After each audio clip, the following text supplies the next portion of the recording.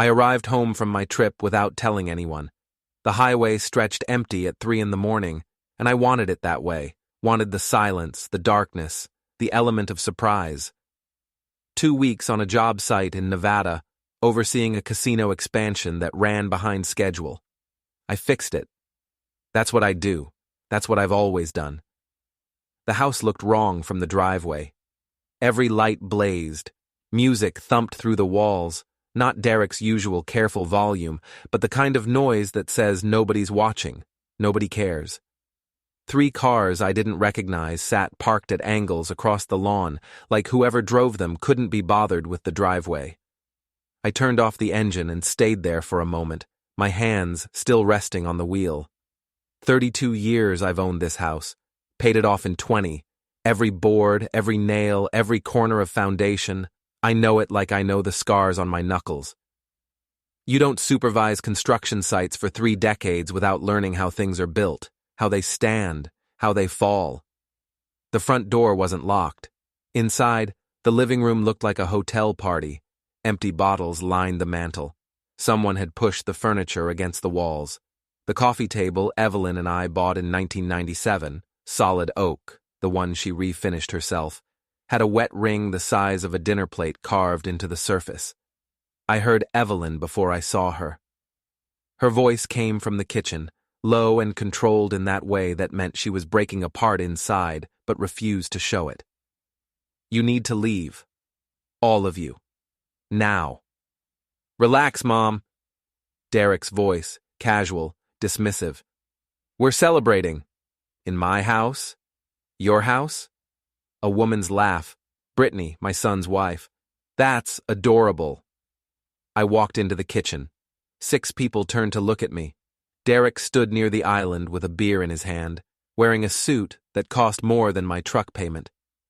Brittany perched on the counter in a white dress, phone in hand, probably filming. 2 couples I'd never seen before flanked them like extras in someone else's movie, and Hale, Brittany's father, sat at my kitchen table like he owned it. While you're here, don't forget to subscribe, hit the hype button, and support this channel with a like.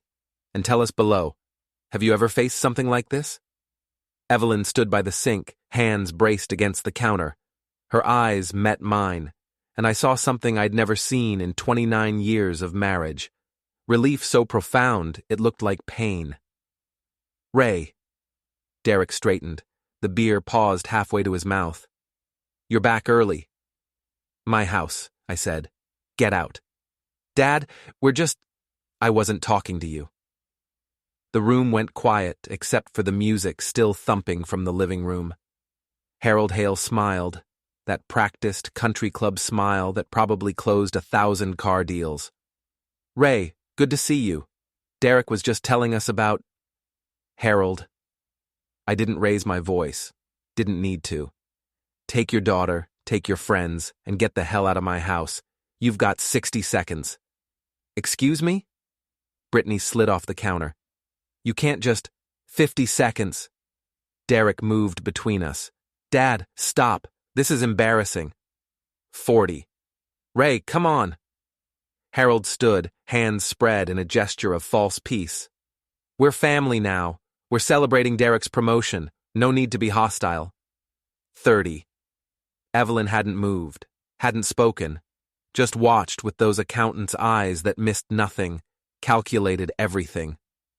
You're being ridiculous, Derek said. His face flushed red. Anger, embarrassment, something that looked like fear underneath. We have every right. I stepped forward, not fast, not threatening, just one step, close enough that Derek had to look up slightly to meet my eyes. You want to finish that sentence? He didn't. Dad, Get out. The couples bolted first, grabbed their coats, muttered apologies, vanished like smoke. Brittany made a show of collecting her purse, her phone, checking her reflection in the microwave door.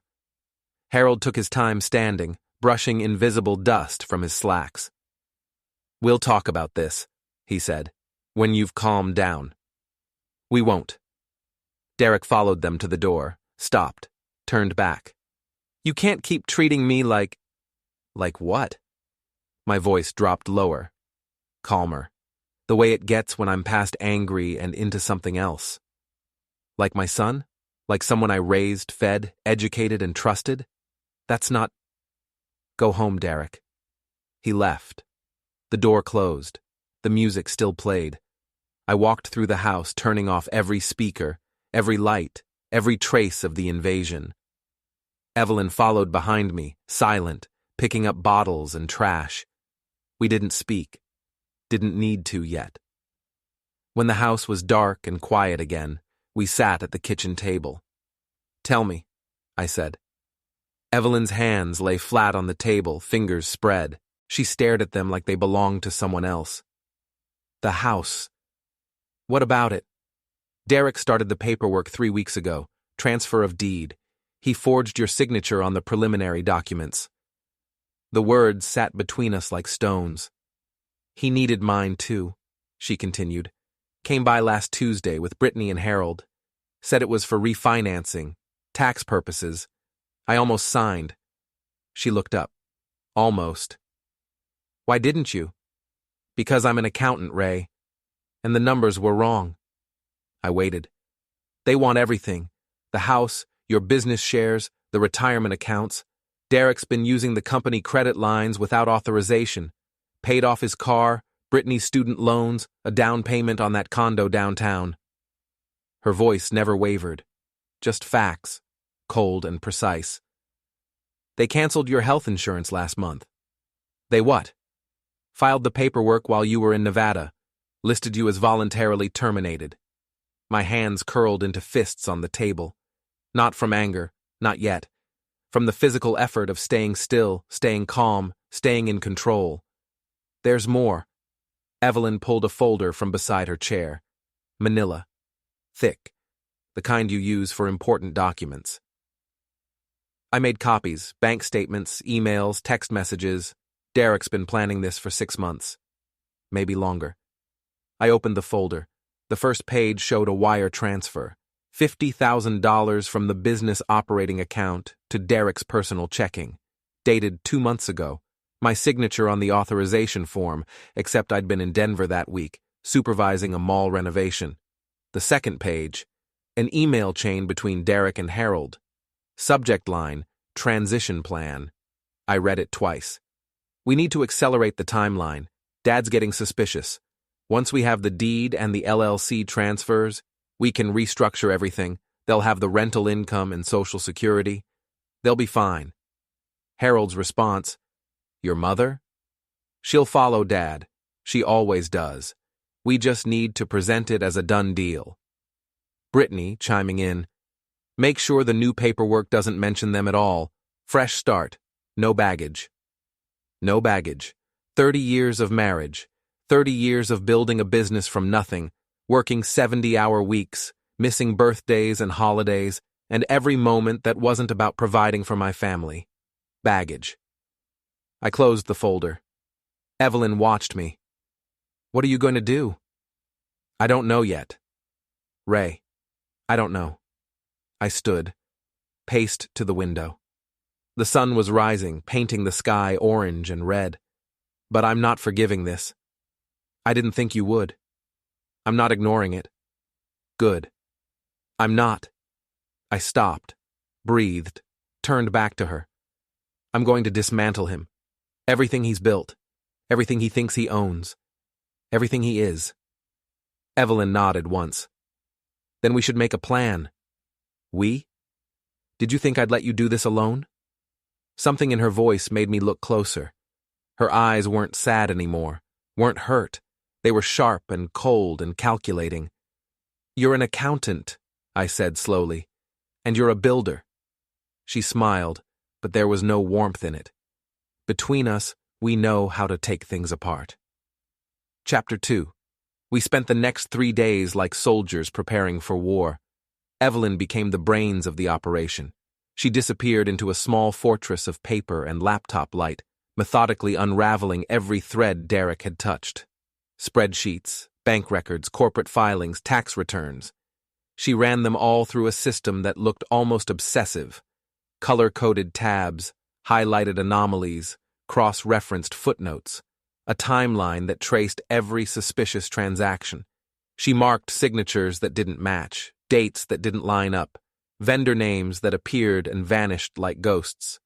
If an FBI forensic accountant walked in, they would have nodded in approval and asked for her notes. I handled the physical side of things. I dug through Derek's public persona, the curated trail he left on social media, the event photos, the puff pieces in local business mags, the video clips of his smiling, confident speeches. He had built an image of effortless success. Keynote at chamber meetings, a guest spot on a regional business podcast where he talked about scaling responsibly, glossy photos of him and Brittany at charity galas with matching smiles and perfectly staged candids. It was all showmanship, rehearsed down to the last handshake, and underneath the glow, it was all funded with money he'd stolen from me. On Thursday morning, the phone rang. Derek's voice came through, smooth and practiced. "Dad, we need to talk." I let the silence stretch until it felt like a thing in itself. "Dad? I'm here." There was a small hesitation, the careful pause of someone measuring their words. "Look, I know you're upset about the other night. It got out of hand, but we're family and—" "What do you want, Derek?" Another pause. "I want to explain. The house thing, the business restructuring. It's not what you think." "What do I think?" "That I'm trying to take something from you. I'm not. This is about efficiency, about modernizing the business model, about cutting me out. No, about transitioning responsibility. You're almost 60, Dad. You've worked hard. You've earned retirement. We're just trying to make that easier." My jaw ached from clenching. By forging my signature? That was a misunderstanding. The lawyer said we could use digital signatures if— Stop lying. I'm not— We're done with this conversation. Dad, wait. I ended the call. Evelyn looked up from her laptop without missing a beat. "How angry was he?" she asked. "Scared," I said, trying to hide it. "Good." She went back to typing, the little clack of keys like a metronome. I watched her, the same concentrated intensity she used for tax seasons and balancing ledgers. To anyone else, she was quietly dependable, the sort of woman who wore sensible shoes and never spoke above a controlled volume. I'd always known there was steel underneath. In those 3 days, it became armor. Harold left a voicemail that afternoon. I didn't pick up. He sounded contrite, practiced. "Ray, it's Harold Hale. Listen, I think we got off on the wrong foot the other night. Why don't you come by the dealership? We'll talk this through man to man. Clear things up. I've got a situation that needs a contractor's eye anyway. Some structural problems with the new showroom. We can solve both matters at once, right?" I deleted it. On Friday, Evelyn slid a USB drive across the kitchen table like a hand grenade wrapped in paper. "What's this?" I asked. "Everything," she said simply. "Bank fraud, identity theft, unauthorized credit use, contract forgery, names, dates, transfers, copies of documents. Enough for criminal charges if you want to go that route." "I don't." My voice was flat. I wanted consequences, not cages. "Then civil," she said, already pulling a second folder toward her. "We file Monday. Restraining orders, freeze Derek's assets, an immediate audit of the business accounts." "That takes time." "Months," she agreed. "Maybe longer. Too slow." "Then what?" I picked the small black drive up and rolled it between my fingers. "We don't take him to court. We take him to pieces." She waited, eyes narrowed, weighing the decision the same way she always had when choosing whether to invest time in a tax argument or throw a line through it. "Derek's identity is built on being successful," I said. "Young entrepreneur, rising star, the guy who has it all figured out. That's what people buy. That's what Harold pays for. The image." "So we destroy the image," Evelyn said, and there was a clinical satisfaction to the way she said it. "We show everyone what he really is." Evelyn leaned back, the chair creaking, and asked the question that mattered. How far are we taking this? All the way, I answered. No limits? She pressed. Legal limits, I said. I'm not going to hurt him. I'm not going to hurt anyone. But I'm going to ruin him so completely he'll spend years trying to figure out how it happened. Her face softened into a smile for the first time in days, a small, almost private thing. Then we start with Harold. Why Harold? I asked. Because he's the bank, she said. Derek doesn't have real money. Everything flows through Harold. Cut off the money and the house of cards collapses. How? Remember that audit I mentioned? For Derek? For Harold. She turned the laptop to me, scrolling through rows of numbers and footnotes that might as well have been ancient runes except to her. His dealerships, public filings that don't match reality, sales tax discrepancies, inventory numbers that conflict with state records, employee classifications that look suspicious. Individually, none of this screams criminal, but together, it's the sort of mess that invites scrutiny. Can you prove it? I asked. You don't need to prove it, she said. Just file a whistleblower report with enough detail to trigger an investigation. They'll look. If they find something, there are penalties, and a reward program for whistleblowers if it turns into underpayment. Do it, I said. She already had the form up and was filling it out, her fingers moving with practiced speed. This will take weeks to process, maybe months, she warned. Good, I said. We're methodical. She kept typing. I left her to it and went to the garage. The workshop smelled of motor oil and sawdust, the familiar reassuring odors of work I understood. Tools hung in regimented order on the pegboard, sockets, wrenches, drills, a tape measure with a familiar nick. I liked the predictability of the space. It grounded me when everything else felt like it might tilt. I pulled up Derek's social media. A new post from that morning glared back. A photo of him and Brittany at a trendy restaurant, champagne in hand, smiles calibrated to perfection. The caption read, "Celebrating new beginnings, excited for the next chapter." The comments were full of hearts, clinking glasses, and the kind of hollow congratulations that fuel a persona. Derek hadn't replied to the comments yet. I thumbed a new message to his number, my thumb hovering over the send button. I typed, deleted, rewrote. My first drafts were too hot, too obvious. Threats were clumsy. I didn't want to look like the desperate old man people expected me to be. What I was planning wasn't threats. It was demolition. Precise, patient, inevitable. I typed, "Enjoy the champagne. It's the last thing you'll celebrate for a while." Then I erased it. This wasn't a job for emotion. You don't raise a structure with a hammer. You identify the load-bearing supports, calculate the sequence, and let physics do the rest. Derek's supports were clear.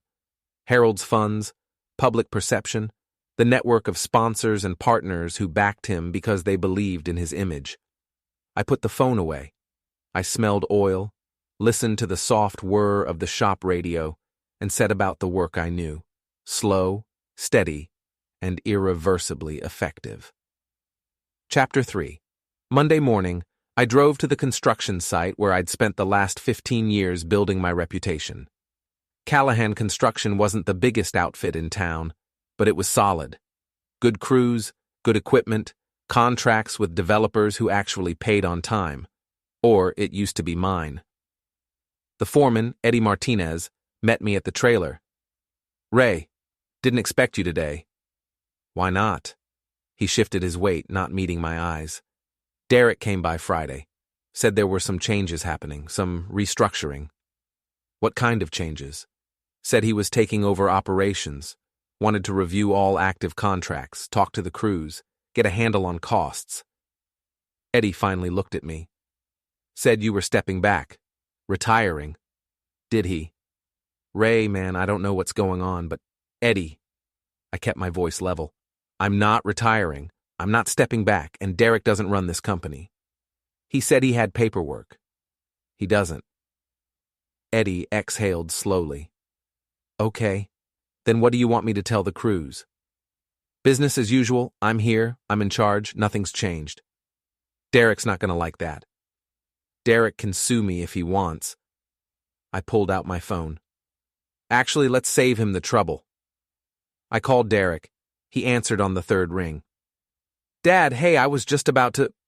Stay away from my job sites. What? You heard me. You don't work for this company. You don't make decisions for this company. You don't speak to my employees.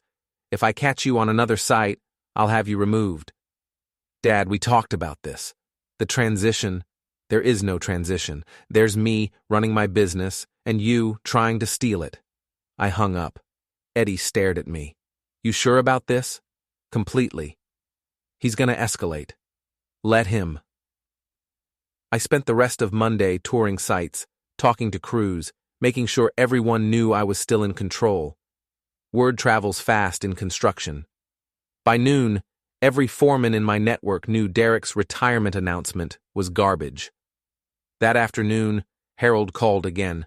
I answered this time. Ray, we need to meet. No, we don't. This situation with Derek, it's getting out of hand. We're family now. We should handle this privately. There's nothing to handle, Harold. Derek tried to steal from me. I'm not interested in private conversations about it. Steal? Harold's voice sharpened. That's a serious accusation. It's not an accusation. It's a fact. Listen to me very carefully. The friendly mask dropped. This was the voice that probably fired employees and crushed competitors. You're an old man with an outdated business model. Derek is trying to help you adapt. If you keep fighting this, you're going to lose everything. Is that a threat? It's reality. I have lawyers, Ray, good ones, and I have resources you can't match. So here's what's going to happen. You're going to accept Derek's offer. You're going to sign the papers. And you're going to retire gracefully, or we'll make this very ugly. I let the silence build. Ray? Harold, I said quietly. I've been building things since before you sold your first used car. I know structures. I know foundations. I know how to take something apart piece by piece until there's nothing left but rubble. Are you threatening? I'm explaining. You came after my family, my business, my life. So now I'm coming after yours. And when I'm done, you'll wish you'd stayed in your lane. I hung up. Evelyn was at the kitchen table when I got home, surrounded by more papers. She looked up. How'd it go? Harold threatened to sue. Good. That means he's worried. I threatened him back. Better. She pushed a document across the table. IRS whistleblower form, filed this morning, confirmation number and everything.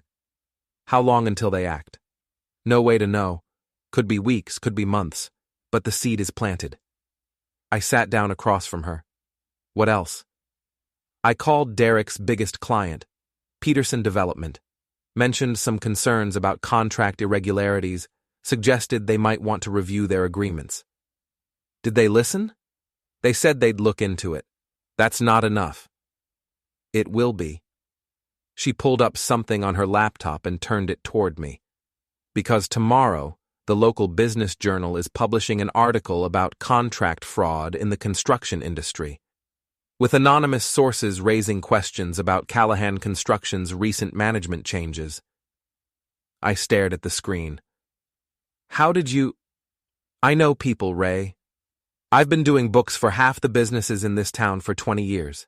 Journalists need sources. I gave them one. Will they mention Derek by name? No, but they'll mention unexplained management transitions, irregular financial transfers, concerns from industry veterans. She closed the laptop. By the end of the week, every potential client will be asking questions. What if Derek figures out it's us? He will. Evelyn's voice was ice. That's the point. I want him to know we're not victims. We're not going to hide or negotiate or roll over. I want him scared. I looked at my wife, this woman I'd been married to for 3 decades, who I thought I knew completely, and realized I'd never seen this side of her before, maybe because I'd never needed to. Evelyn. Thank you. She reached across the table and took my hand. Her fingers were cold but steady. We built this life together. I'm not letting anyone tear it down. That night, Derek sent a text. "We need to talk. This is getting out of control." I didn't respond. At midnight, Brittany posted on social media a long, rambling caption about toxic family dynamics and setting boundaries and choosing your mental health over guilt trips. The photo was her and Derek, arms around each other, smiling for the camera. The comments were predictable. Supportive friends, vague sympathies, people who had no idea what they were supporting. I screenshotted everything. Tuesday morning, my phone rang at 6 a.m. "Eddie, Ray, we got a problem." "What kind?" "Derek showed up at the Riverside site with a county inspector. Says there's permit violations. The inspector's shutting us down pending review." "Which inspector?" "Guy named Thompson. Never heard of him." "I'll handle it." I grabbed my keys. "Tell the crew to wait. Don't leave the site." "Ray, if we're shut down, we're not." I made it to the Riverside site in 15 minutes. The crews stood around their trucks, confused and angry. Derek's car, that expensive sedan I'd paid for with money he'd stolen, sat parked near the trailer. Inspector Thompson was a thin guy in his 40s with a clipboard and a nervous expression. Derek stood next to him, arms crossed, looking smug.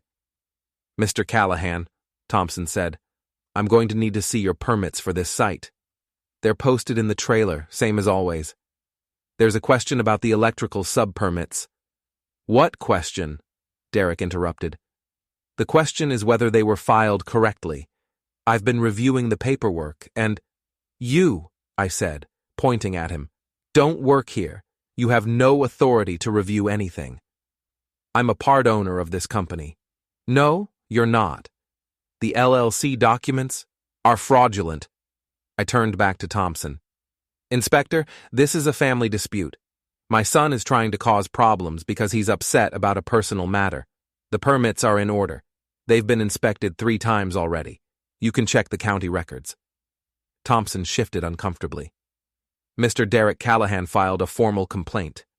"On what grounds?" "Safety violations. Unauthorized modifications."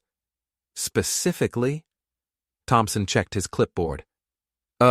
Structural changes without engineering approval." I walked to the trailer and came back with a folder. "Here's the engineering report. Signed, sealed, submitted 4 weeks ago. Approved 2 weeks ago. Would you like to see the approval letter?" Derek's face went red. "That's not—" "And here's the electrical sub-permit. Filed the same day. Approved 3 days later." I handed both documents to Thompson. "Everything's in order. It has been from the start." Thompson studied the papers. "These look correct." "They are correct." "Then I don't understand why—" He glanced at Derek. "Sir, did you check the county records before filing this complaint?" Derek stammered. The paperwork I saw was wrong," I finished, "because you don't have access to the current documents, because you're not part of this company." Thompson closed his clipboard. "I'm sorry for the confusion, Mr. Callahan. Everything appears to be in order here." "So we can get back to work?" I asked. "Yes, sir." Derek stepped forward. "Wait, that can't be—" "Sir," Thompson said, his voice hardening, "filing false complaints wastes county resources and can result in fines. I suggest you resolve your family issues somewhere else." He left. Derek and I stood 10 feet apart, the morning sun throwing long shadows across the construction site. The crews watched from their trucks. Nobody moved. "You just made this worse," Derek said quietly. "Did I?" "Dad, you have no idea what you're up against." "I know exactly what I'm against. A thief and a liar." His hands curled into fists. For a second, I thought he might actually take a swing. Part of me wanted him to. Instead, he walked back to his car. "Derek." He stopped. Didn't turn around. "Next time you come to one of my sites," I said, "bring a lawyer, because you're going to need one." He drove away.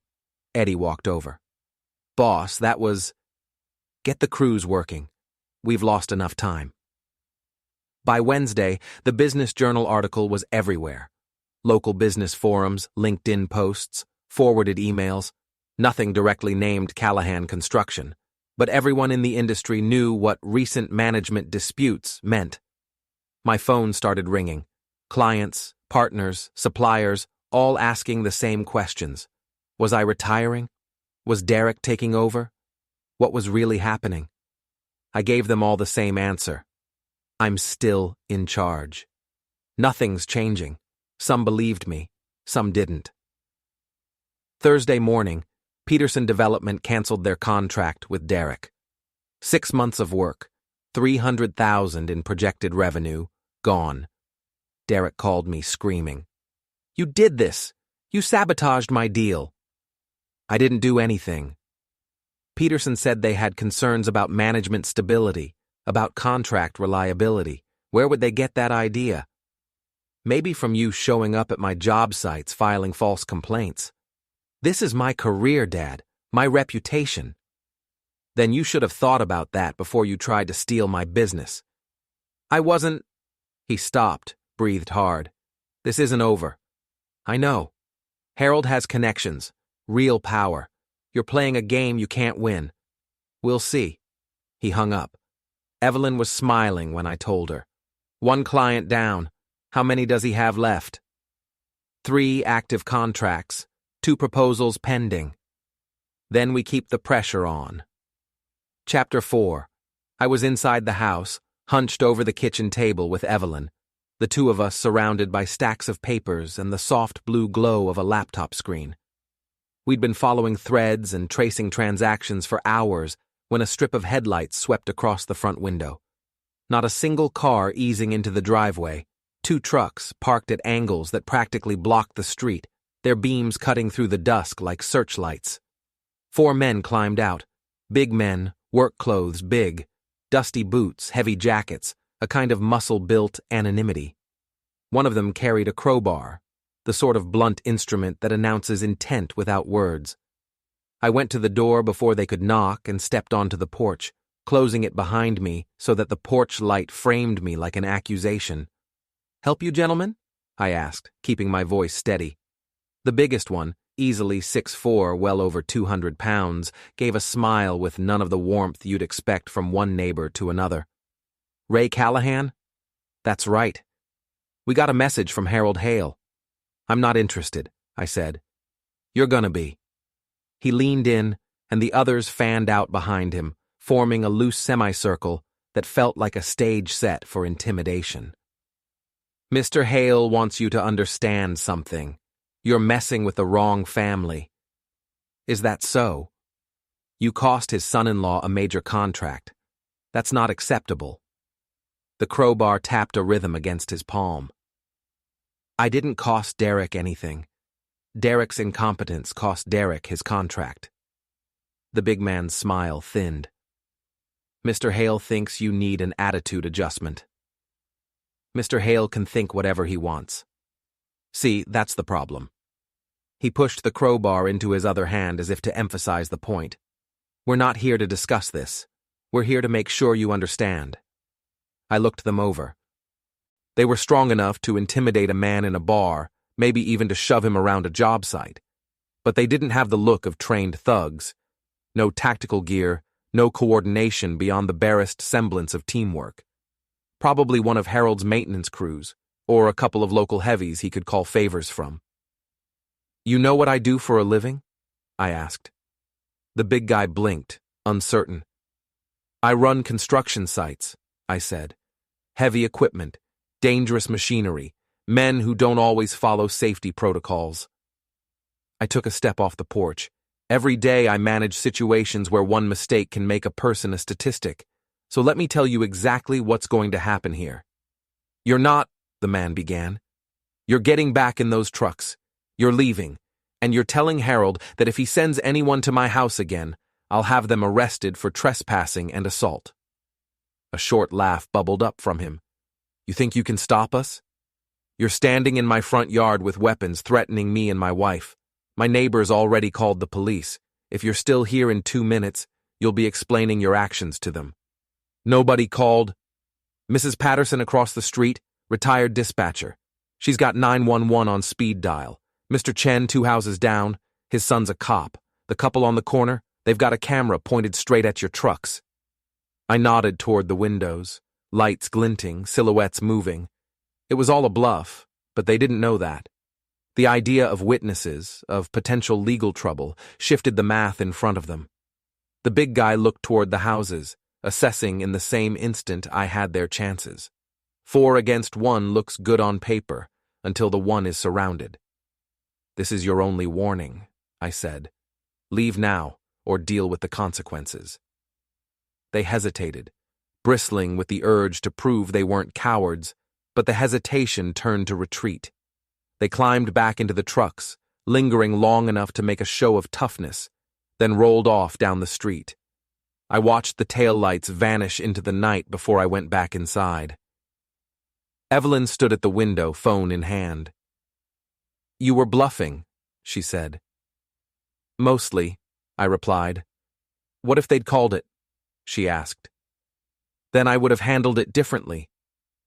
The answer was all I gave. There was no need to expand. She read whatever she needed to in the line of my jaw, the way my hands tightened and relaxed, memories of decades on job sites where disputes sometimes ended in bruises, where walking away could cost you control. Ray, her voice softened. I'm fine. I told the lie and hoped it would sit well enough between us. That's not what I'm worried about. She set the phone down. Harold's escalating. Good, I said. Good? Means he's desperate. Desperation made people reckless. Reckless people made mistakes. Or they get more aggressive, she cautioned. Then we get more aggressive back, I answered. I pulled my phone out and took a photo of the tire tracks marring the lawn where the trucks had been. Evidence, however small. Tomorrow I file a police report. Attempted intimidation, trespassing. Put everything on record. Will they do anything? She asked. Probably not. But it creates a paper trail, shows a pattern. Evelyn sat at the table and tapped out a note on her laptop. Derek called while you were outside. What did he say? He's planning something, she said. Sunday night, a family meeting. Him, Brittany, Harold, they want to resolve this situation before it gets worse. Our house? I said, incredulous. That's what he said. They think they can intimidate us into signing papers. Probably, she answered. Her eyes flicked up to mine. What do you want to do? Logic said refuse. Don't give them the stage. Don't feed their narrative. But there's a different kind of logic that lives in pride and the need for witnesses, for the satisfaction of confronting a bully face to face. Let them come, I said. Ray, I want to look Harold in the eye and tell him no. I want Derek to see that threats don't work. I want Brittany to understand what she's married into. This could go wrong.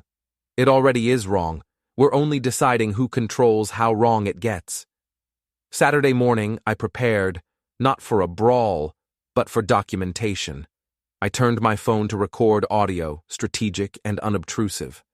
I propped Evelyn's tablet on the bookshelf with its camera aimed at the living room. If they tried to coerce or threaten, I wanted every word on a record. Sunday at 7, they arrived. Derek knocked. I opened the door and let them in. Harold walked through the threshold like it belonged to him. Tailored suit, polished shoes, and the practiced smile of a man who understood negotiation as domination. Brittany trailed behind him in heels and designer clothes, her phone already out, the instinct to capture everything for social media rattling around in her fingers. Derek came last, shoulders tight, the kind of posture that would have once belonged to a kid trying to prove he wasn't scared. Ray, Evelyn. Harold extended his hand. Thanks for agreeing to meet. I let the hand hover. I didn't shake it. You've got 30 minutes. Let's not start off hostile. You sent 4 guys to threaten me Friday night. We're past hostile. Harold's smile faltered for a hair's breadth. I don't know what you're talking about. Sure you don't. We moved into the living room, and no one sat. This wasn't a negotiation over coffee, it was a confrontation staged under the guise of civility. Harold wasted no time. Ray, you're a smart man, so let's talk reality. You're 56 with a small construction business in a shrinking market. Derek is 30, connected, and positioned to grow that business. You're blocking him. By not signing fraudulent paperwork? I asked. By refusing to adapt. Times change. Business evolves. You can evolve with it or get left behind. Is that what you tell yourself when you steal from family? I shot back. Nobody's stealing anything, Harold said, and his voice went harder at the edges. Derek is offering you a retirement package. Very generous. More than fair. With what money? Mine? I asked. With family money, he replied. There is no family money. There's my money, my business, my house. Brittany chimed in, the way people do when they've been handed a cue. Actually, according to the LLC documents Derek filed, forged documents, Evelyn cut in. Her voice held the kind of quiet conviction that makes facts feel like hammers. With forged signatures. That's not, Harold began, already flinching. We have proof, I said.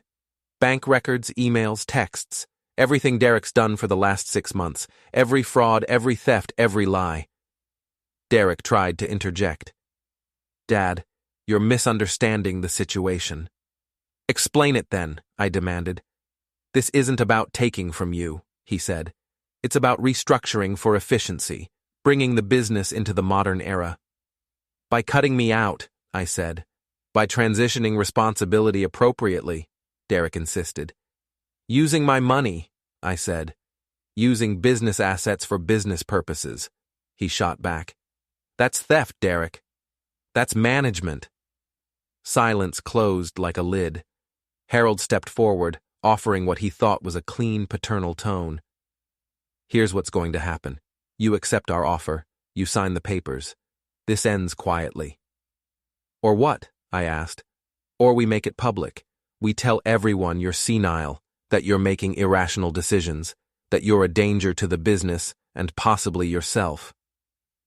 Evelyn actually laughed, short, incredulous, scalpel sharp.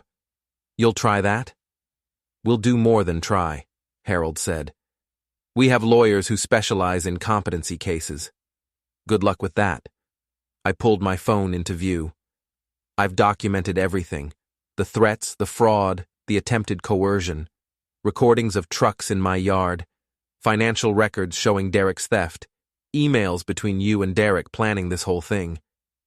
Harold's face, which had been an expert mask, went pale. You're bluffing. Am I? I said, and I pointed the phone at him. This conversation is being recorded right now. That's illegal in... Harold started. Single-party consent state, Evelyn supplied. Ray can record any conversation he's part of. Derek looked sick. Brittany's hand, which had been poised to film, fell inert. The confident veneer cracked across Harold's brow. You want to threaten me? I said softly. Fine. I'll threaten back. I'll take every piece of evidence I have and bury you with it. Criminal charges, civil suits, professional complaints. I'll see to it that everyone knows what you tried to do. Dad, please, Derek pleaded. Get out. My voice left no room for negotiation. You're making a mistake, Harold said. The mistake was coming here, I answered. The mistake was thinking I'd roll over. They left. Evelyn shut off the tablet's camera. That went well. Think we got enough? I asked. More than enough. She began plugging the recording into her laptop. I'll back it up in 3 places. What now? I asked. Now we wait for them to make their next move. And when they do? She gave me that quiet, knowing smile, part accountant, part tactician. We're ready. Chapter 5. Monday morning, Derek's world started collapsing. I didn't have to do anything. The dominoes were already falling. Peterson Development wasn't just canceling their contract. They were reviewing all previous work Derek had been involved with. Questions about billing, about materials, about whether the subcontractors had been properly vetted. Harold's dealerships got served with an audit notice from the IRS. Not an investigation yet, but enough to freeze certain accounts pending review. And the local business community was talking. Small-town dynamics, everyone knows everyone, and once the whispers start, they spread. Tuesday, I got a call from a lawyer I'd worked with on contracts. Guy named Mitchell Barnes handled real estate closings and business disputes. "Ray, got a minute?" "Sure. I'm hearing things about you and your son. Probably all true." That's what I figured. Papers rustled on his end. "Listen, I got contacted by Harold Hale's attorney. They want to set up a mediation, resolve this whole thing out of court." "Not interested." "Ray, I'm not representing them. I'm calling because they're going to come at you hard. They've got a firm out of the city, the kind that specializes in aggressive litigation." "Let them come. This could get expensive." "It already is expensive, but it's costing them more." Barnes sighed. "You know what you're doing?" "I know exactly what I'm doing." "All right, but if you need representation, I'll call you." Wednesday, Derek showed up at the house. Alone this time. No Harold, no Brittany, no backup. He looked tired, circles under his eyes, suit wrinkled, the polished facade cracking. I opened the door but didn't invite him in. "Dad." "Derek. Can we talk?" "Depends. Are you recording this?" "No." "Neither am I. Say what you came to say." He looked past me into the house like he was seeing it for the first time. "This got out of control." "Yeah, it did." "I never meant—" He stopped, started again. "Harold said this would be simple, clean, just business restructuring." "And you believed him?" "He's family." "So am I." Derek flinched. "I know." "Do you? Because from where I'm standing, you chose Harold's money over your own father." "It wasn't like that." "Then what was it like?" He ran his hand through his hair, a gesture I'd seen 1,000 times when he was younger, when he was stressed or confused or trying to figure something out. Brittany wanted a certain life. Harold offered to help. It seemed like a good opportunity. To steal from me. To grow the business. Using my assets without permission. "Dad, you were never going to retire. You were never going to let go. I had to... Had to what? Forge my signature? Cancel my insurance? Plot with your father-in-law to kick me out of my own company? I thought you'd understand eventually, that you'd see it made sense. What makes sense, Derek, is that you betrayed me. You and your wife, and that snake Harold. And now you're dealing with the consequences." "Harold's pulling his support," Derek said quietly. "Good." "Without his backing, Brittany." He stopped. "She's talking about leaving." "Then she was never worth keeping."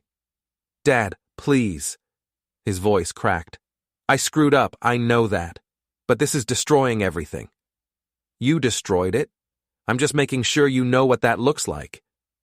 "What do you want? An apology?" "I'm sorry. I'm sorry I listened to Harold. I'm sorry I signed those papers. I'm sorry I don't want your apology." "Then what?"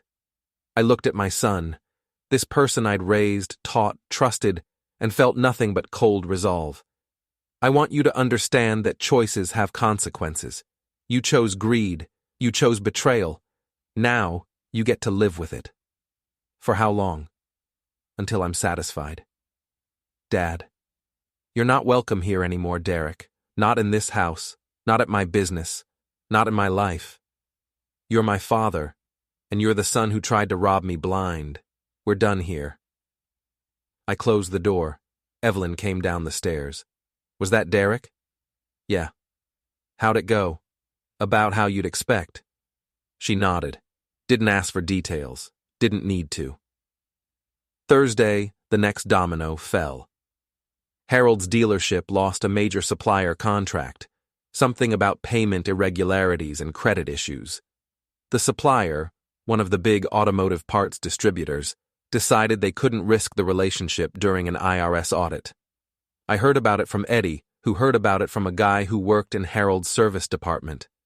Word is, Harold's panicking, Eddie said, laying off staff, cutting inventory orders, acting like the whole operation's about to collapse.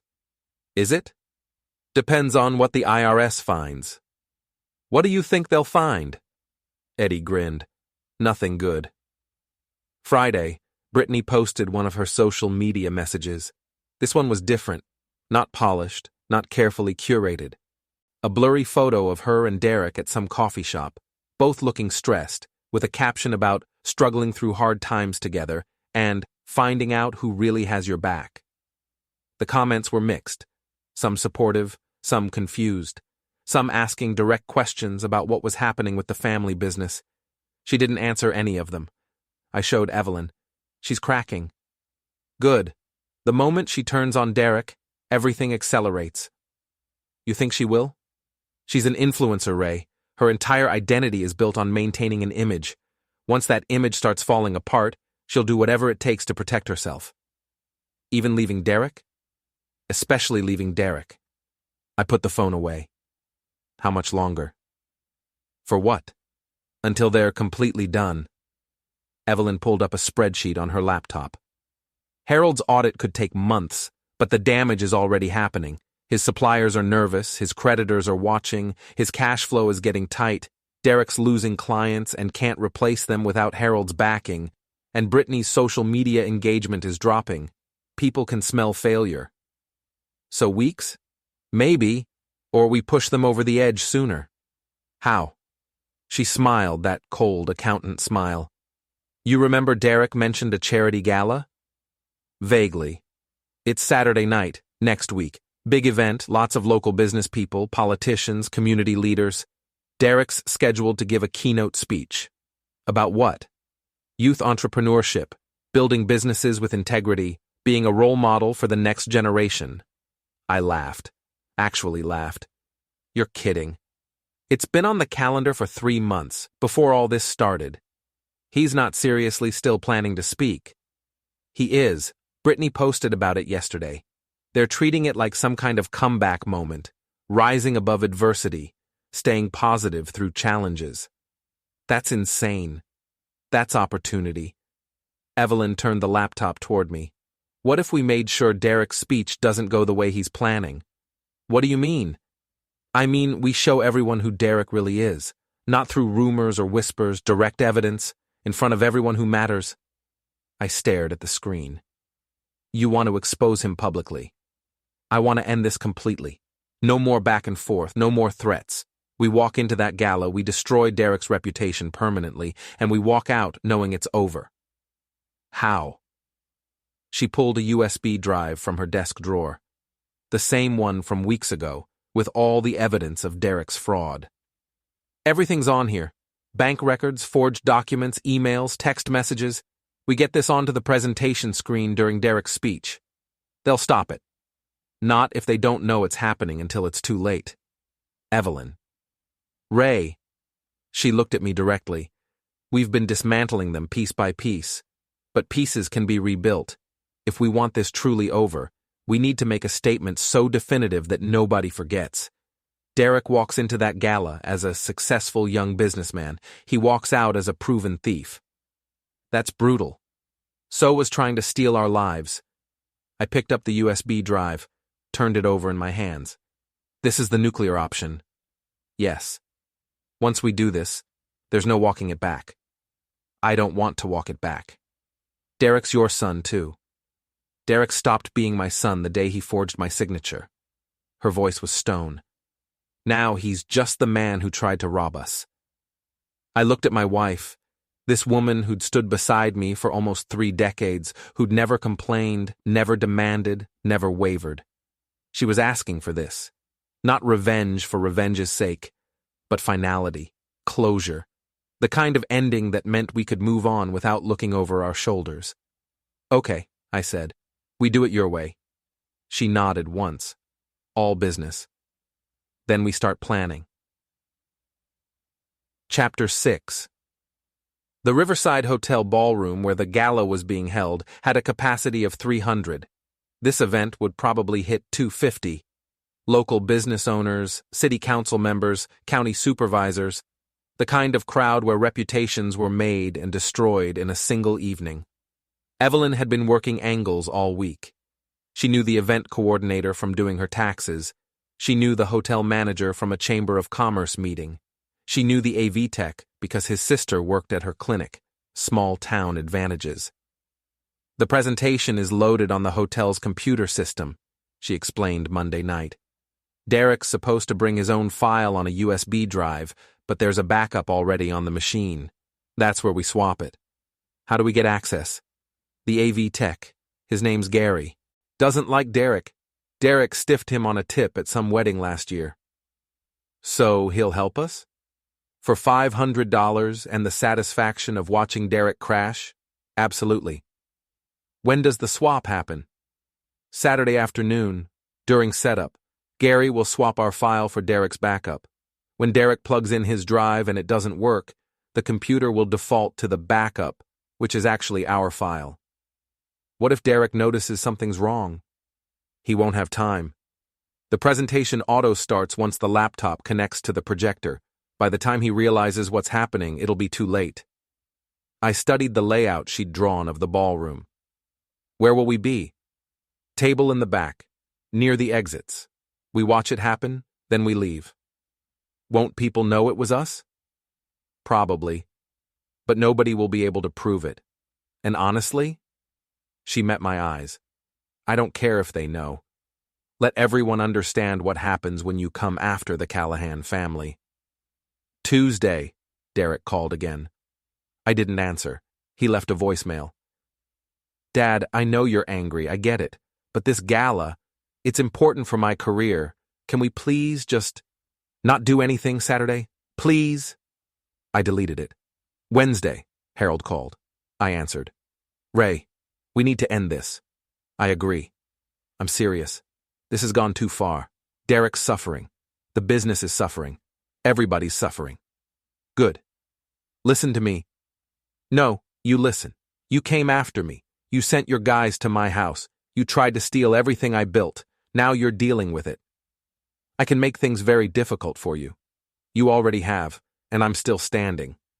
The gala, Saturday. What about it? Derek's speaking.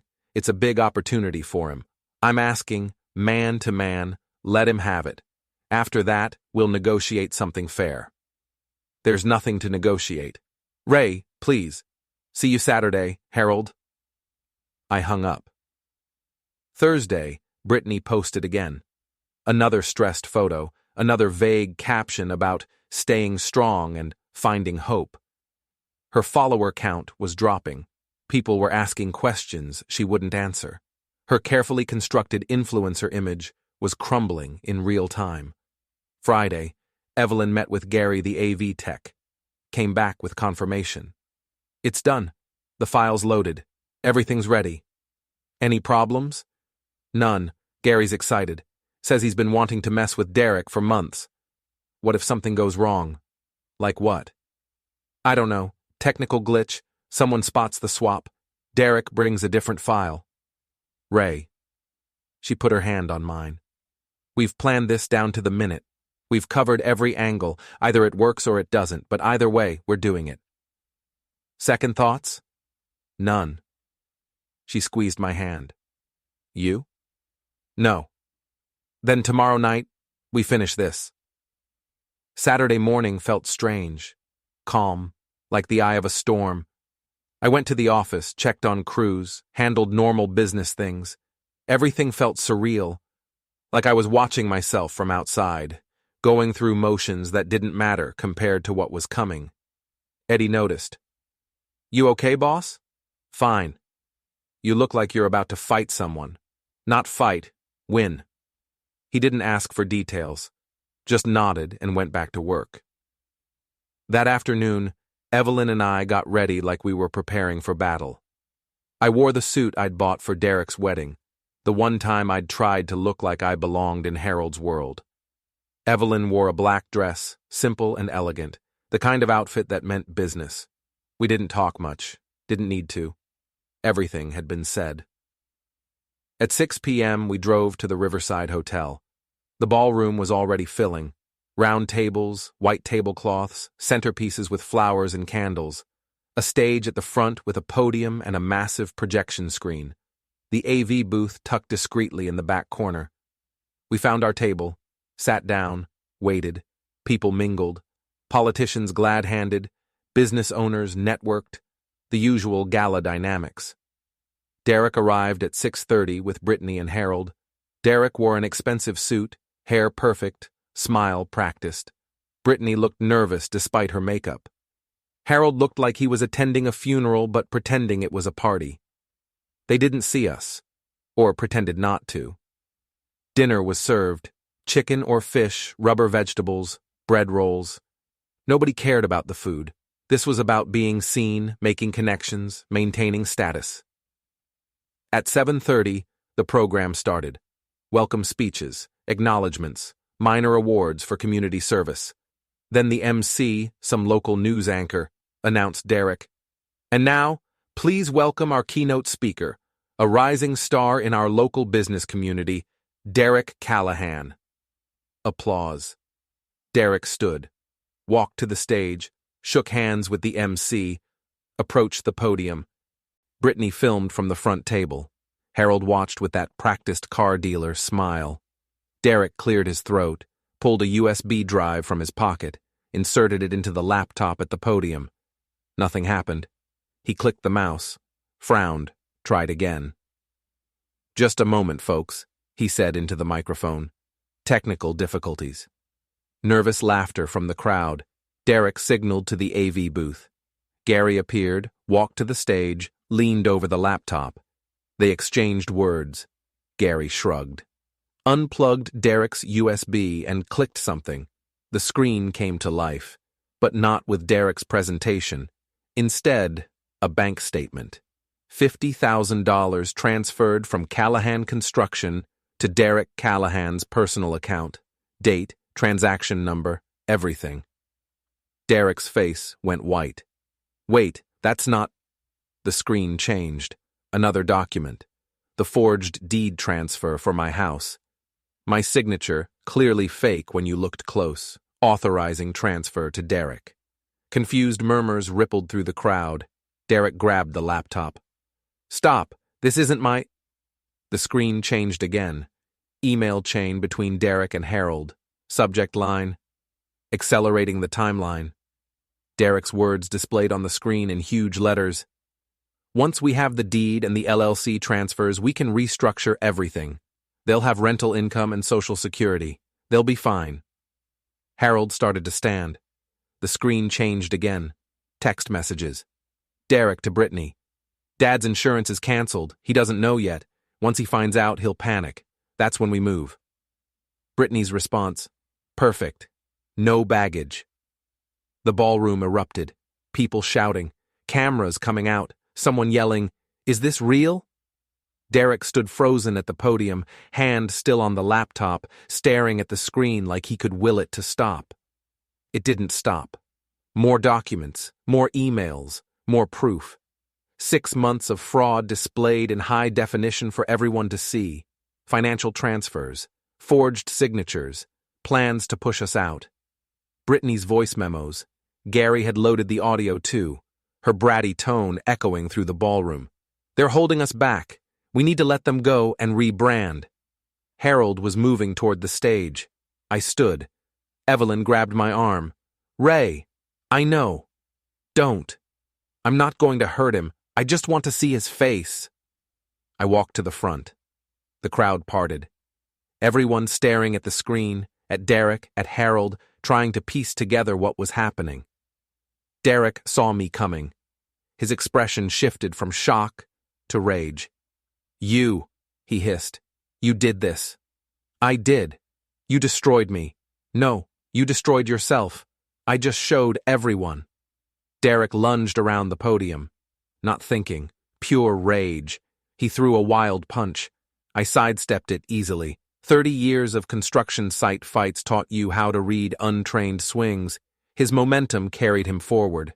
I caught his arm, twisted, and put him on the ground. Not harsh, not aggressive, just efficient.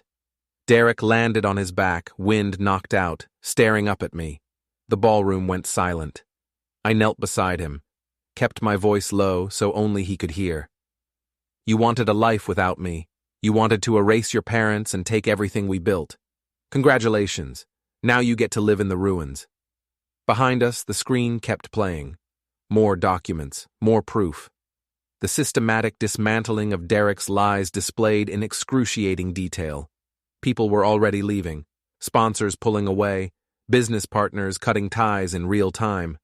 I stood up. Harold reached the stage. This is illegal. This is defamation. It's evidence, I said calmly. Everything up there is real. Bank records, legal documents, communications, all authenticated, all admissible in court if it comes to that. You can't prove, I already have, to everyone who matters. Brittany was crying, not sad crying, panic crying. Her phone in her hand, probably watching her follower count plummet as people shared the news. The MC didn't know what to do, just stood there holding the microphone like it might offer answers. I turned back to Derek. He'd rolled onto his side, still on the floor, looking at nothing. This is what betrayal costs, I said. Every deal you had, gone. Every connection, severed. Every ounce of respect, destroyed. You gambled that I was too old, too tired, too trusting to fight back. I leaned closer. You lost. The screen behind me went black. Gary had finished the presentation. The damage was done. I walked back to our table. Evelyn stood, took my hand. We left through the back exit. Nobody tried to stop us. Outside, the night air was cool and clean. The parking lot was quiet. We walked to our car in silence. Evelyn finally spoke. How do you feel? Satisfied. No regrets? None. She squeezed my hand. Good. We got in the car. I started the engine. Behind us, through the hotel's windows, we could see chaos. People arguing, people leaving, people on their phones. Derek's world ending in real time. I pulled out of the parking lot and drove home. The house was dark and quiet when we arrived. Our house, still ours, always would be. Inside, Evelyn made tea. We sat at the kitchen table, the same place we'd planned everything. They'll try to retaliate, she said. Let them try. Harold has lawyers. We have proof. Derek's done. I sipped the tea. His reputation is destroyed. His business connections are gone. Harold won't back him anymore. Too risky. Brittany will leave within a week.